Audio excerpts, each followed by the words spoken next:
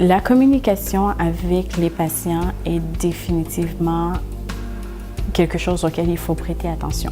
Non seulement d'une part parce qu'à travers notre communication, on est souvent capable, on fait passer nos propres valeurs et nos propres réflexions. Il faut toujours être très clair sur comment on interagit avec des patients en soins de vie, non seulement d'une part par rapport à la vulnérabilité, mais aussi parce que les soins palliatifs, ça s'entoure de valeurs, ça s'entoure d'émotions, ça s'ancre dans un certain culturel aussi. Donc, il faut être d'autant plus attentif qu'on ne veut pas être en train d'imposer nos propres biais, de véhiculer nos propres messages, puis de ne pas laisser la chance à la personne de s'exprimer, puis d'arriver à vivre. Il y a tellement de choses qui nous sont imposées dans la vie, donc il faut être d'autant plus attentif à ne pas imposer ses propres valeurs et ses propres biais à une personne en fin de vie, puis lui donner la chance de vivre cette expérience comme elle le souhaiterait. Donc, de laisser la place et d'avoir cet espace de communication ouverte là où la personne se sent à l'aise de s'exprimer. Mais l'attitude est essentielle en termes pour communiquer avec la personne. Je vais avoir une attitude la plus neutre possible. Oui, je fais toujours attention de la façon que je communique avec les clients et avec leur famille en contexte de soins palliatifs. Une chose que je fais bien attention, c'est d'essayer de juger ce qu'ils savent de leur maladie. Je commence toujours par demander, vous m'avez été référé pour que je vienne vous voir et vous aider avec ce qui vous arrive maintenant.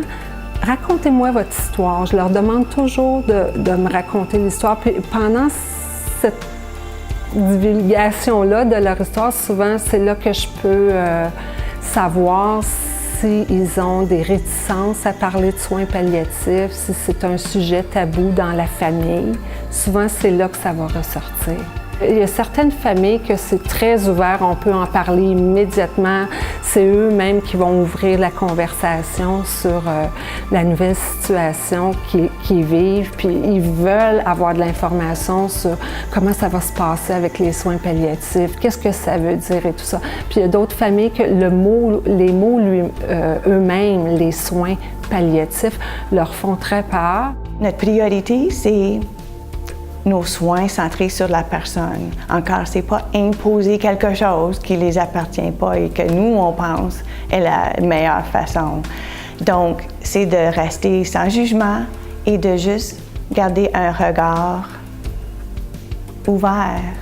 On va tous passer par là. Donc, n'importe quelle sorte de personne que vous avez été dans votre vie, vos traits de personnalité, on passe tout par là. Donc, dans notre travail, on voit essentiellement toutes les possibilités. Et la raison qu'on est là, c'est de s'adapter aux besoins de la personne, de respecter, de comprendre et ensuite continuer notre travail selon ça. Oui, je fais très attention à mon attitude lorsque je communique avec le patient et la famille. C'est important qu'on se sente que, comme client, on se sente vraiment appuyé et compris. Et si, par exemple, un professionnel n'a pas le temps de vraiment écouter la patiente, si le professionnel est trop pressé, c'est quelque chose qui est très décevant. Il faut que ces gens-là donnent le temps à la famille et leur donnent l'espace aussi vraiment pour exprimer leurs besoins. Très important. Je pense qu'en tant qu'intervenant, notre communication est très importante. Quand on arrive chez un client et sa famille, déjà, je pense qu'il faut se présenter correctement. Il faut avoir une communication ouverte, honnête. Et puis, les questions sont directes. C'est pas, quand on est en soins palliatifs, je pense que la communication ne doit pas tourner autour du pot, par exemple. Il faut être présent, il faut être à l'écoute pour ce qu'ils ont à nous dire. Et puis, il faut les aider à travers notre communication, entre autres, à évoluer à travers la maladie.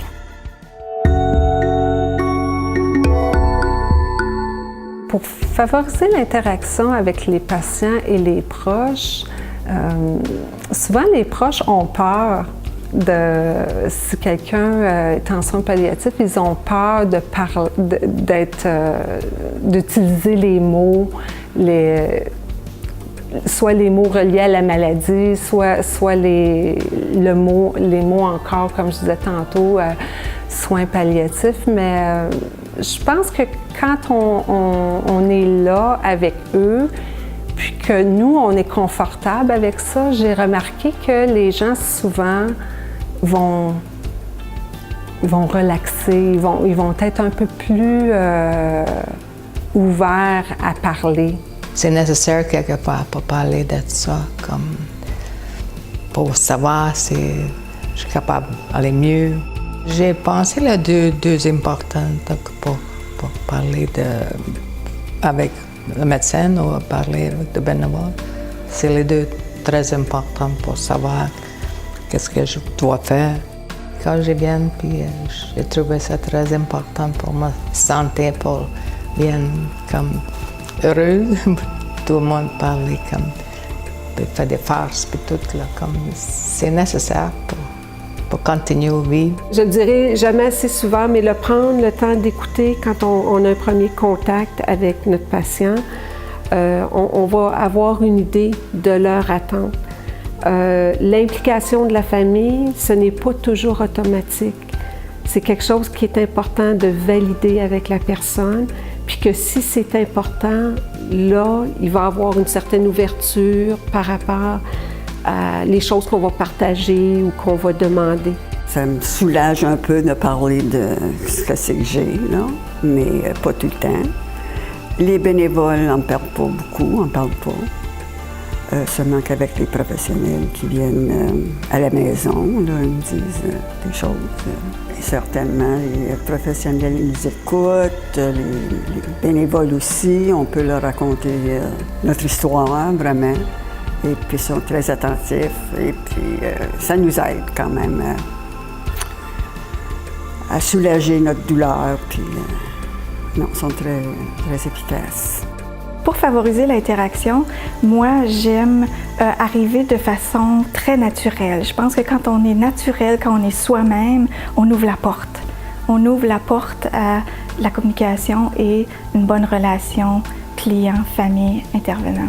Ce que je fais en premier, c'est toujours le sourire. Alors j'arrive le plus calme possible aussi, le sourire, je respire, je leur souris, je me présente et ça, c'est la chose à faire pour tout le monde.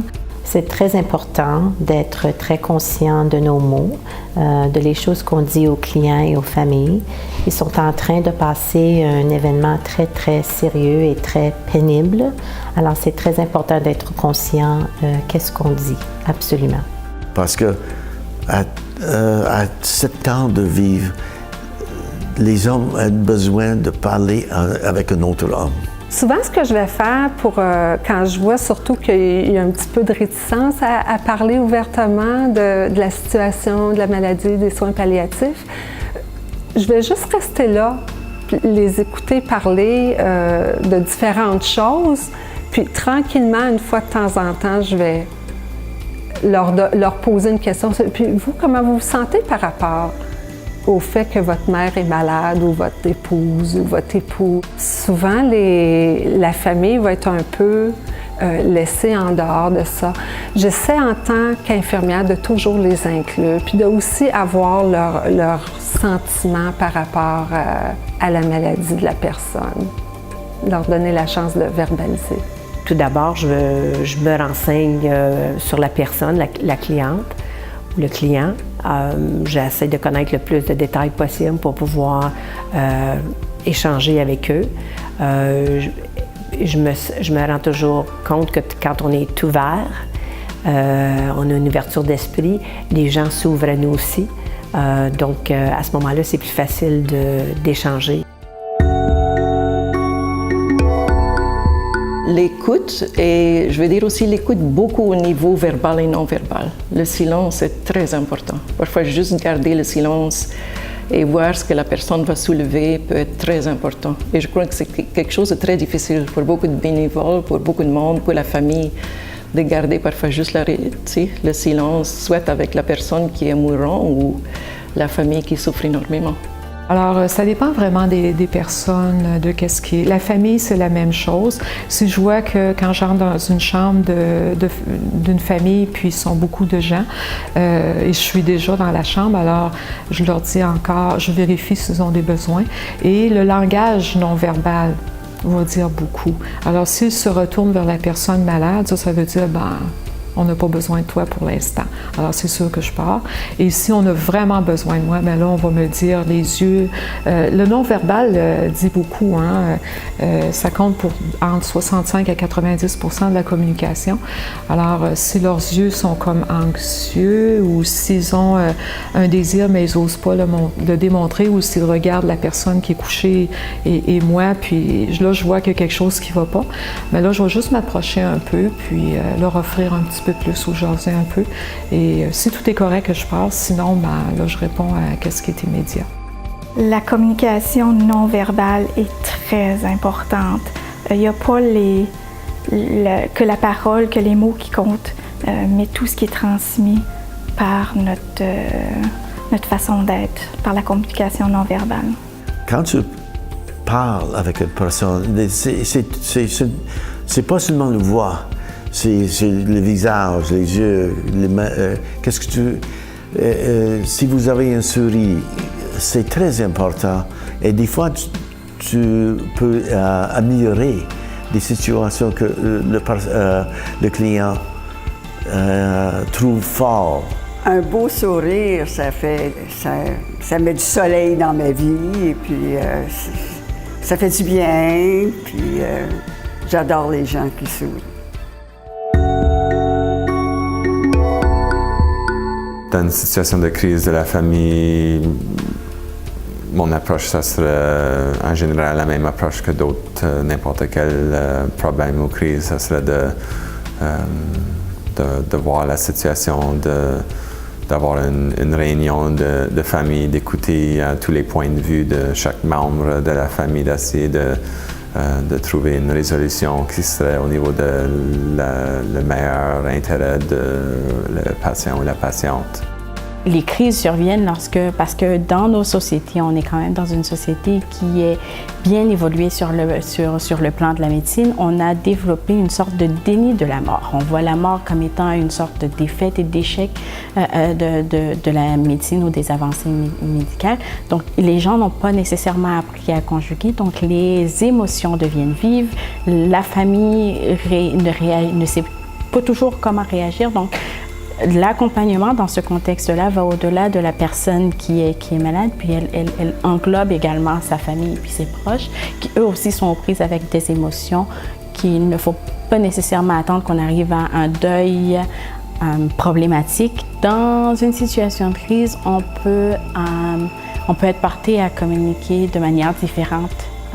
Parce que c'est contagieux. La crise, elle est contagieuse. Pour bien faire notre travail, on a besoin d'être empathique, puis d'avoir de la compassion. Puis souvent, toutes les émotions que la famille vit ou que la personne vit, on les internalise. Donc, on est souvent porté à changer de mode de communication, puis à vouloir protéger, prendre la place,